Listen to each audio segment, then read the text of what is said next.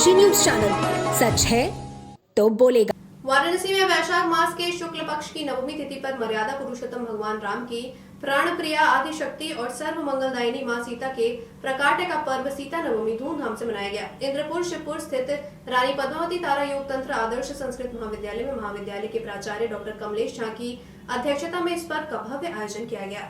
समारोह के मुख्य अतिथि और राजकीय आयुर्वेद कॉलेज चौका घाट के सर्जरी विभागाध्यक्ष प्रोफेसर सुमन यादव ने कहा कि जानकी जी का संपूर्ण जीवन धैर्य, त्याग, मर्यादा, भक्ति और नारी शक्ति का प्रतीक है। उन्होंने अपने अलौकिक शील, दृढ़ चरित्र और विनम्र स्वभाव से साबित किया कि स्त्री केवल अबला नहीं बल्कि संकट में सबला और प्रेम में करुणा का स्वरूप होती है। आधुनिक युग में भी मां सीता का चरित्र भारतीय नारी के लिए प्रेरणादायक है। समारोह की अध्यक्षता कर रहे डॉक्टर कमलेश झा ने कहा कि मां सीता का जीवन एक आदर्श, पवित्रता और कर्तव्य परायण नारी का प्रतीक है। उन्होंने रामचरितमानस और वाल्मीकि रामायण में अपनी दिव्यता की अमिट छाप छोड़ी है। वर्तमान में जब नारी स्वतंत्रता की चर्चा जोरों पर है, तब जानकी जी का जीवन सिखाता है कि सशक्त नारी का रूप केवल बाहरी विद्रोह में नहीं बल्कि आत्मबल और धर्मनिष्ठा में है। समारोह में सांस्कृतिक कार्यक्रमों की शुरुआत बृष्टि चक्रवर्ती के नृत्य से हुई, जिसमें उन्होंने कवि कोकिल विद्यापति के गीत जय जय भैरवी असुर भयावनी पर मनमोहक प्रस्तुति दी। इसके बाद सीता जन्म नृत्य नाटिका में बृष्टि, सृष्टि, ईप्सिता, आंचल और पायल ने भावपूर्ण प्रस्तुति दी। राम सीता विवाह की झांकी में अंजलि, सिमरन, परी, अंशु, पायल और आंचल ने संगीत की धुन पर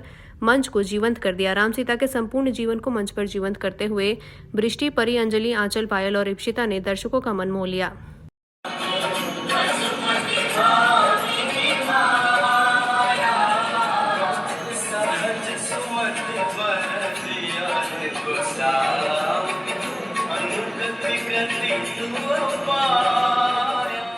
आज जानकी नवमी है, जगदम्बा जानकी का प्राकट्य का दिन है और विदेह राजा जनक की पुत्री जानकी जो साक्षात जगदम्बा थी, उसके अवसर प्राकट्योत्सव पर हम लोग आज जो है रानी पद्मावती तारा योग तंत्र आदर्श संस्कृत महाविद्यालय इंद्रपुर शिवपुर वाराणसी और मैथिल समाज बनारस के संयुक्त तत्वावधान में जानकी जी का जन्म जयंती हम लोगों ने मनाया और बहुत सारे उनके जीवन से संबंधित चीजों का मंचन कराया।